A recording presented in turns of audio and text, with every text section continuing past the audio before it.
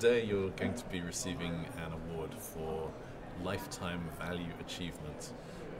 Your own company has nominated you, people in your own company have nominated you for the recognition that you have, above all others, served patients in the community. What does that mean to you? It's very touching. It's, at the same time, I feel it's a little unfair because they did the job generally. I really describe my role as the butterfly effect, right? The initial stimulus. But at the end, it can really happen if you have, your 8,900 colleagues that live it and strive it and make it happen. It's the scientist that gets these unique insights and patient insights and can link it with science and transform it into a unique that. So, I thought about it, and then you say, okay, first of all, this is probably when you have a life award, something you just award to old people, and I don't feel old at all. And then I said, it's an award for my colleagues at UCB. That's really how I see it. It's very kind of them to have nominated me, but they deserve it, not me. There are lots of award ceremonies which focus on best sales rep, best digital campaign, best whatever.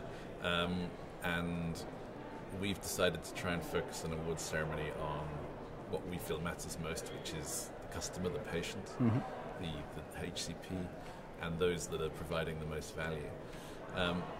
Do you have any ideas or direction on such an award ceremony? Do you think it could be used as an internal tool, or do you think that it could be transformed in some way to become important to companies to achieve in this regard and be recognized for it? I think anything that can reinforce concepts. So I applaud the fact that you're choosing themes that are material to our industry and material to health or healthcare in general.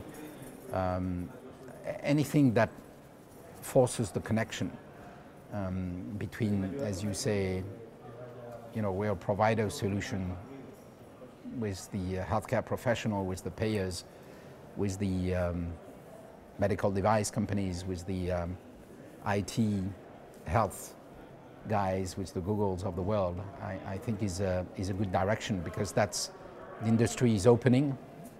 I chaired the IMI initiative for many years, and I'm very proud of what collectively largest public-private partnership in the world, and that I'm a proud European with that initiative about what has been done, although it's just the tip of what it can do and will do, I'm sure.